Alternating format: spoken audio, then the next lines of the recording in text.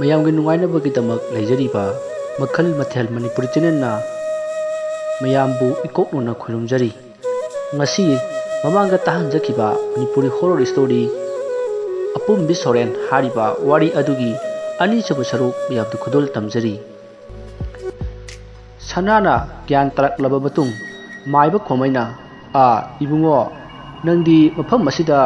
kari tawramlibano masida sanana magi yumda thokpa thokdoksing adu maiba khomaida tamki aduga sanana hairi oja maiba maram masi leibana oja maiba bu kopal lakjabani adubu phatraba angang singsi thingnabadagi thodu asi thokibani masida maiba khomaina fare haukhradana lao aisu lai khurumba ma chalubani chalasi lao asumna maiba khomai amadi sana mukoi ani punna sanagi yum tamna lakli somdana amaibi leikto nanaubi gi hangsang phibam lusilakpadagi matha sarami nanaubina amaibi leik ta hairi ima maibi nakhoigi matam haibodubu kyam walige ayamna ware masida leirikna se ngaktang pothau haina thimlami masida nanaubina ayamna wari ma aigi awabase amukta kuhanbiyo asumna hingna kabli tanja aduda sanaga maiba khomaiga sanagi yum jawduna imungda prap changrakle sanana maiba khomaida oja somda lengsinbiro phidasida phambiyo maiba khomaina yareda ibima nangi nakuto amukta piro ai mihunjenge asumna haiduna mihunjengki matamasida maiba adusu khangle nanaubina pokadoriba angang asi phattaba soreni haibasi khanglami masidagi maiba khomaina ibungo nangi nupina pokadoriba angang asi manghal lowdrabadi taibang pumbasi awa ana taragani khulleikai asisu misi mina thuklagani ne asumna maiba khomaina hairi masida sanana oja maiba hoji ekhoi upai amata leiroidro haina maiba khomaida hangjaki maiba khomaina ibungo upai amata leiroidori nei hoji khanabagi matam leitrene nanaubina amu oja maiba aigi isa si manghan biganu ai isa sibu yamna nungsi haina hairki masida khomaina adu afaba oiriko nakhoi munnadi khalu angang asi manghal hodrabadi tungda thukhan ningdaba kaya thulakpada natana akaiba kaya lakani ne hayengwai angang asina pungkak charoklaba kanda mahaki machinda hairakpa wa khudimak chindung induna mi khudingna mabu hek ubada akiba pokani ne masida natana angang asina hek sawbada mi khuding sigani aduna angang asi u mongolgi masakni ne aduna manghal hoksi asumna maiba khomaina hairami mikup khargi matungda amaibi leirikna nanaubi gi khoji khada mitamliba angang adu taibang phauhanki adubu angakpani angang adugi masak adu yamna nungsirami angang adu nupi oibanina sanasu nanaubisu angang adubu manghanba pamlaktri tanja asida amaiba khomaina ibema maibi kadai angang adu piro ai manghalurage haina hairi mastan nanaubina amaiba khomaita oja maiba yaragadi nasagi awabase yengbiduna isa asibu thambiramo haina hingna kapsari masidigi amaiba khomaina fare adudi nakhoina mayadrabanina ipasu hankrage ko asumna amaiba khombai hogatuna chakke tawrai maduda amaibi lerikna oja maiba nasanbu warobinuko ai aswai phawdang tindokchage haina amaibi lerik amadi amaiba khomai puna thorakhi angang asina pokpo numit asi maku amadi kwakna lakna jum adugi akoibada khongli phattaba khudam sangdam kaya ama pirakli masida amaibi lerikna oja maiba angang asi achamba angang oiredori mahu maya yamna kanba thawaina saionba angang oigadori masida khomaina achumbani leiri matang asida ikhoinadi kari tawruni mapugi nongdam jengba tabani asumna matam asum hojin khibana tha taru hojin khrei Sana amadi nanawbigi masanupi adu chaumbagi numit yaurakle. Angang adu haying chaungani haiba numit adugi numidangi pung 12 taramdaida angang aduna mama mapa tumkhraba haina yingai. Mamaga mapaga tumkhre haiba hek khangbaga phamung aldagi kangkhal adu haidoktuna phatlauna chongthurei aduga pikhraba tha taruk ngariba pikliba angang aduna yumgi sajin aduda phatlauna chongkhatkhre aduga angang adu yum adugi yana khatamna laklaga mahaki marup mayam adu kaurami. Angang aduna u haina khongbadagi angang macha mayam ama laktuna khundinari. Yanaka aduda angang mayam adu kappa lawba tawrakle. Mafam adu angang mayamgi khonjel tana pungnin nilami. Tanja aduda sana amadi nanawbigi macha aduna asumna hairi. Taribara marupsing hayengdi aibu taibang jinjak sananaba haiduna imana hunnari aibu sa sira saro sira mayamna amuktang haibiro. Masidagi angang mayamna saro saro taibang jinjak to aikhoina tawgutaba thabak jamna leiri. Asumna makhoina tawgutaba thabak kaya ama hainari. Masidagi nongan phung torokpadagi makhoi angang mayam adu kainare. Masigi matung nonganduna sana amadi nanawbi haugalakle. Masidagi makhoi anina ngasi masagi chaumbani haiduna magi tawgutaba thabak thorong kaya amasu torami. Masigi matung chaumbagi matam joroktuna chaumba adu pangthoki. Mi yaudana sana nanawbi amadi masanupi aduga makhoi ahum khatana piktakna adum loisinkhre. Masigi matung numit adugi numidangda sanana nanawbi icha nupi se aina sum yengbada ngahan khaiga iman manadaba ihong hongbagum mityeng ngayengse kailomai tawine tha turuki angang iman mandabagum tawine. Amaiba khomai amadi ima maibi leirikna haibadu chumgadoribra khangdrene. Asumna nanawbida hairami. Masidagi nanawbina yam henasu khanjin birunuda aidi icha se ngasai mama aina chak inbada harau chabado kayam nungsi. Isana hayengwai chawraga afawbi mi ama ohendoine. Asumna sanaga nanawbiga makhoi anina sanariba wari adu makhoigi machanupi aduna thungjindagi lumlaga tuminna jingrami. Aduga angang aduna khali aibu afawbi mi ama ohengani kaina haijabasu sari khangani dana ngasidagi nakhoi kumai horake. Asumna khallaga tuminna nokli. Masidagi tuminna phamungda changlaga hanagi angang amagi matawgum tuminna tumduna laikhre. Masidagi sana amadi nanawbisu tumba changakle.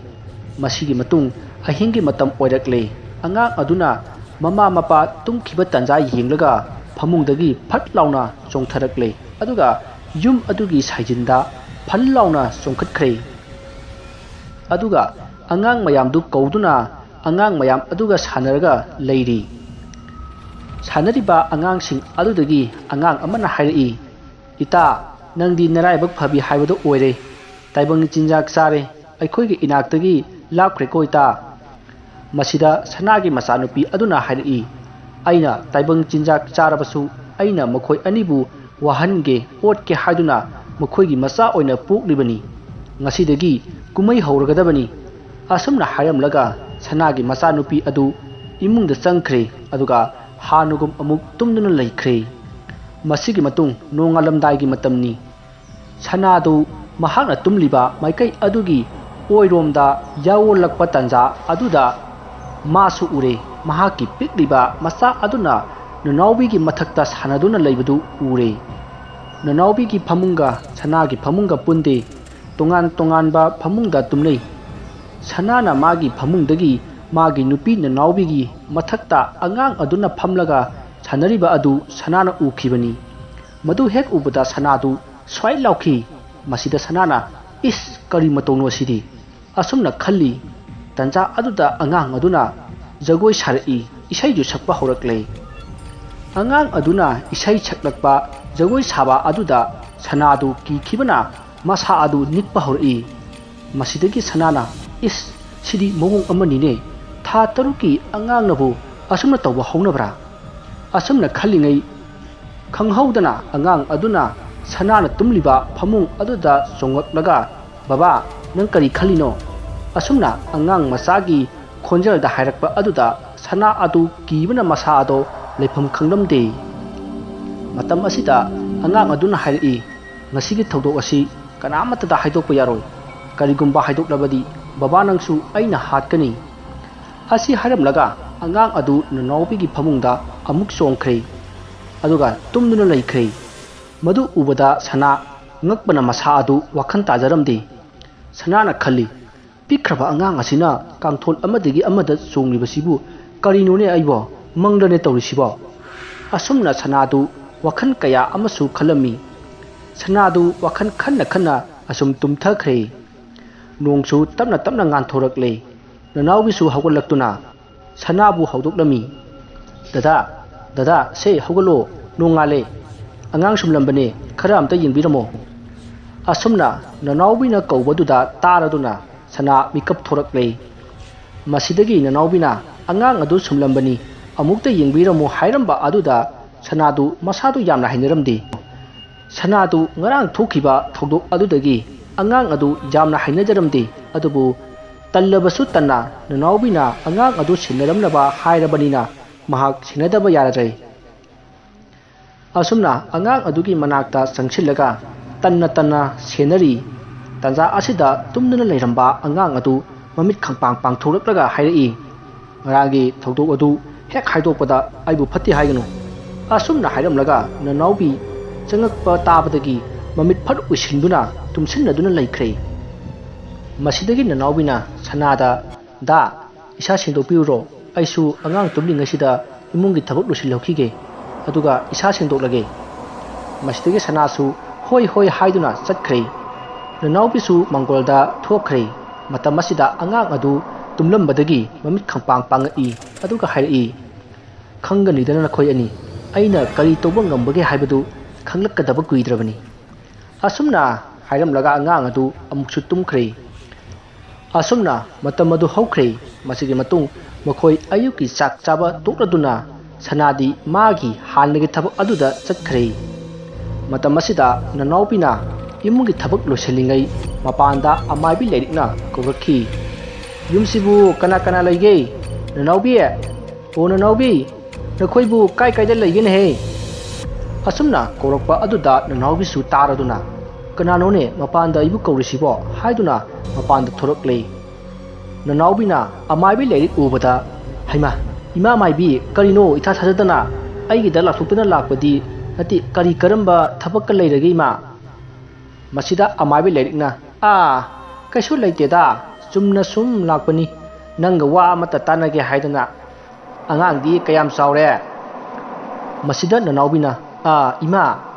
chawngkhiba kuidriye tha taruk phada ngairiye ado ima kari wafamno aiga tanatisibo hekta haibiyo masida lairikna hai waga lairi isudo kaisu thoidokpa tawdabro masida nanawbina hoi ima khri thoidokpa tawdiye nanawbidi angang aduna tarokliba mawong adu khangdabanina kaisu tawde haina khumkhibani somdana amaibi lairiktadi masada phattaba khudam changdam mayam ama phanglabani masida lairikna ado isuda amukta puthora udana masak yenge nanawbina hoi ima ngaktang pothabiramo asumna hairamlaga nanawbidu imungda prap changkhi matam asida amaibi lairikna is karamno tawriba sidi lugadawrida angang asigi thawai asi manghanbada khara wana thokadawri karamno asumna amaibi leirik adu makutta laiwa khara solaga masada nanthajai tanja aduda nanawbina angang adu pamduna thorakle aduga maibi leirikta pirami asumna angang adu amaibi leirikta piramlaba matung amaibi leirikna saranaba karino khara yingukhini haiduna imungda nanawbi changkhre tanja asida amaibi leirikna pamliba angang aduna asumna hairai he amaibi nang na ibu manghannaba thorang tawribado ai khangi mado khudak asidagi tokatabani natrabadi nangi na thwai adu aina logani asumna pikliba ngang aduna hairakpa aduda amaibi ado swai laurami masidagi amaibi aduna khangboi kaiboi pamlamliba angang adu makhada thadaki aduga angang aduna amu hairi maibi nang makha tana yum asida amuk hana lakrabadi nanggi afaba oiroi asumna hairaki amaibi lerikna he phattaba angang karigino nangna mara leijadraba miyuising asida yelibadi nanggi kari apamba aningba leibagino asumna hangbada angang aduna amu hairi he maibi madu nanggi na thau nate masi aigi aningba pambani aingonda singrakanu karigumba makha tana singraklabadi nanggi na thwai adu aina manghangani nakhoina aibu mafam asidagi tanbasu ngamloi khangrabra chatkhro mafam asida amu hana lakanu asumna apikpa angang aduna hairakpa aduda amaibi adu akiba kaya amana masa phawba kausilaklei amaibi ado chatlage hairamdana angang adu phak amada hiphallamlaga thalamle aduga amaibi du chatkre masidagi nanaubi imungdagi thorakli kanone chatlage su hairamdana imamaibi du chakhrmalene kari tawraba janone asumna ngai ha khallingai angang adu kanna kablakpadagi nanaubina ha haima aidi wakhal amada leiruredana angang laika se lonma kawrore asumna hairaga angang adu imungda pusinkhre asumna matam adu haukhiduna numinangi matam jawraklei nanaubi amadi sana ado sa ising saba loisilaga kolik phengba loisilaga phamungda tumba changai aduga sanasu thabak chatlubanina isisina tumthakre asumna nanaubisu asumasum tumthakre masigi matung ahingi matam jawraklei amaibi adu tumthaba iya yaramde ngasai angang aduna hairakhiba kaya adu mamikta uduna leirami asumna amaibi leirik wakhan khanna khanna mahaksu tumthakre somdana angang adu hanagum tumlambadagi mamit khangpang pangthorakle aduga phamungi kangkhal adu haidoklaga phallauna chongtharaki masigi matung angang adu chongduna amaibi leiriki yum tamna lakle aduga amaibi adugi yumgi saijinda phallauna chongkhutkhre amaibi aduna tumliba ka adomda naptuna laklaga amaibi adugi phamung mapada phallauna chongthakhre aduga pikhraba angang aduna phamung adugi kangkhal adu haidokle aduga amaibi leiriki mathakta phamtharakhi amaibi adu mamit khangpang pangthorakpada angang aduna magi mathakta phamlamba adu ubada amaibi ado masa pumba kibna thak niklammi amaibi leirikna kina haima kari matono aibu ngasigi numit asibo aibu sibada tarabra asumna khankhi aigi yum asida mahakna matau karamna changba ngamliba aigi leiwa pumba aremba tare asumna khallingai angang aduna hairi aina haidra aingonda singnarakanu nangi afaba oroi haina hojik nathwaya do mangba tare do asumna haina angang aduna khana nuklami aduga angang aduna maibi leiriki makhori adu metlaga hatkhre masidagi numidangi matam loikhiduna ayuki matam oirakle sana adu mamai mamit tagi haiduna mamangi pukri aduda laklami tanja aduda lambida mi khara hatu chatpoi chenboi tawduna chatliba du sanana urami masida sanana kainone lambi sida mi mayam ama chatliba siba amuktabu hangkhigene asumna khanduna sana ahal amada hota da brojao lekai asibu kari toba yorge masida brojawna ibungo amaibi lerikto ngasi ayu nongalakpada manglakna duna siramle haye nangsu ngehak yorusiro kaino harisibo aseng berne tada nungaiteda dada aidi yawjarabunge tada sum chatpiro bora yawna aseng bani nei bo phare nangna yawroi hairabanina ay amukta chalukhige ko asumna hairamlaga bora yaw adu chatkhre masigi matung amaibi leiriki mathau mangamsu loisinkhre somdana uchiwage amaiba adusu amaibi leirik leitre haiba paw tarami amaiba khomaina karamno handak amaibi leirikna tawriba sibo asi hairaga magi lai khurumnaba pochai adu puthoraktuna yengba horai matam aduda mahaksu khangbe angang aduna hatpani haibasi mahaksu khanglami masidagi amaiba khomaina angang asidi matok karamna mangkhangani asumna khalami adubu angang asi tarai manghanbadi ngamloi haibasu mahaksu khangjarami asumna nongnini amasu haukhre sana hoigi khulleikai adu nongmagi mathi phongbasu haurakle leikai adugi miyoi kaya numidang mayum halakpada angang adu oknaba thingnaba kaya su asum jaunarakle leikai miyoi ayamba numidangi matam oiraklabadi yumdagi mapal thoknadre sak nganta sarga thonglon sinduna leinaba yaunare nongma khulgi ngausinaba naha khara boicha tomthin amadi nanau makhoi ahum khul leikai adugi lampak masa amada phamduna yu thakminari makhoi ahum asi miki laiki daba khul adugi naha ngaktani masida boichana itaw mayam handak ekhoi khunda angang masa khara thoi haibasibu chumlaba jalo asumna yu ngau phing tawduna hairakhi tomthinna hoi nei taw aisu adumaina tai masida nanauna taw aidi madugi angang masa do amuktang thengnage na hairiye thengbu thengnaraba aigi iti khanghangadabani masida bochana herai taw ibo handak mathi phongliba soren sigidi thengbu thengnaradi siba natraga thengnariba mido laiwong khangdana ngawi hainariye nanauna marakthana amuk asumna hairi herai taw kadai dagi noda angang masa singdubu nanau iti khanghangene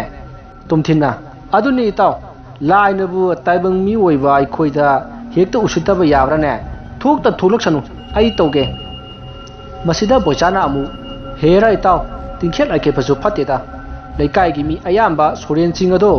thingnaba yaw woknaba yaw yam tawre kida tawjanu ko masida nanauna herai taw nupa mandeda nang kiragana kumhai yengo tomthin ibani tawge asumna nanau amadi tomthin poichata onsinduna nokchilami masidagi makhoi ahum adu hidak thakpa loraduna hallasi haiduna makhoi gi yum taba lambida lakpa hore adubu poichadi yum jawre poichana makhoi gi thongalda lehaurage haiduna hairami masida nanau amadi tomthinna hoi taw na yum jawrabanina lehauro ibani di thongal punbanina chamin nakhrage asumna makhoi ani boichagi thongal-dagi yum taba lambida lakpa hore asumna lakpana mayai leikai-gi nasik pambi amagi makhongda kanagumba ama phamduna makuktu nonthaduna leibadu tomthinna urami tanja adada tomthinna itaw tu ada kananoma phamduna leirese abutu yengune nanauna kari no itaw kadai dagi mino hojikpo tomthinna itaw nang sidiba tu adagi se ura nanaudu mamit noiduna asum changchinduna yengbada angang nupi macha ama kaptuna leiribadu nanausu ure nanauna changchillaga ibima nangbu kanage masano asumna hanglubada angang adu ahanbadadi kumlamde sut kaptuna adum leirami amakasu nanauna ibima nangbu kanage masano kakada hayo kaka thimbiramge nupi macha aduna kaka aibu yum phawda thinbiramo asumna yamna hainataba muung amada khumlaklami nanau adu ngaktang duda kokchaubi kai nanauna nangbu nungdangsida nathanta thulak lisibo angang phattaba bayam ama thui haibudu nangbu kidro matungdadi asumna midangda mapal thokpa phattiko masidagi nupi macha aduna hoi kaka masida nanauna lao adudi thimbiram lage asumna nanau amadi tomthinna nupi macha adu thimbalaklammi tomthinna itaw aidi yamna chingnare ko asuk thinglaba matam asidabu matau karamna angang asina mafam asida leiram gadoribano oithoktabani da mataw masida nanauna tapna khumlai aisu khlamini taw masida tomthinna kana de taw ekhoi yum halobuna phagani angang asi mafam sida thamlamasi taw asumna tomthinna hairakpa aduda nanausu pakhatpa haurakle masida nanauna abem nakoigi yumjagutaba kayang walibage asumna angang adu hangi nupi macha aduna tu adagi mungchong ama leibase asigi maningda khara chalaga leire kaka nanauna kari noni haisiba asigi mungchong asigi maningdadi yumsomda tadana mato karamna thilamdoino ne masida nupi macha aduna Wa yamna ngang ganu kaka aina thilu hardi thilu asumna khol khitang chawrokna hairi nanau amadi tumthin pakhatpa asum hengalai angang adugi makhong adu leibak thiengdana chatpadu makhoi anidi uramde asumna ngaihaki matung mungchong adu yawraklei mafam adu hek chawrokpaga lepoda ngaidagi angang kayana kappa lawbagi nokpagi khonjal kaya taba horoklami tumthin adu kibana masado thak thak nippa horoklami ngasai thongna yamna pharamba nanausu kiba phoroklabani adubu kidaba saduna nupi macha aduda karino nana tawribase nakhoigi yumdi kadai aikhoida karigi aikhoibu lonom tawduna puraklibano nupi macha aduna mamai adu leitholaklami angang adugi saktam adu akibagi masakni mamit anidu ngangsang nganglami machin adusu ina tap taraki tanja aduda angang adugi saktam adu urubada tumthin adu mafam aduda akibana ima hana amuktang lauramlaga gyan mangduna takhre nanauna taw hogalo haina masa nomduna tumthinbu kauki adubu tumthin wakhan tarakhidre somdana nupi macha aduna kaka aibu thinbiro haina hainajaba konjal amada hairi nak jet tungmang angang macha kapagi amadi nupagi konjal kayana mafam adu pungnin nilami angang aduna kaka aibu thinbirodro asumna hairakpada nanaudu muthong waram khangdana koichen chelami wari asigi ali suba tangka matang asita lojare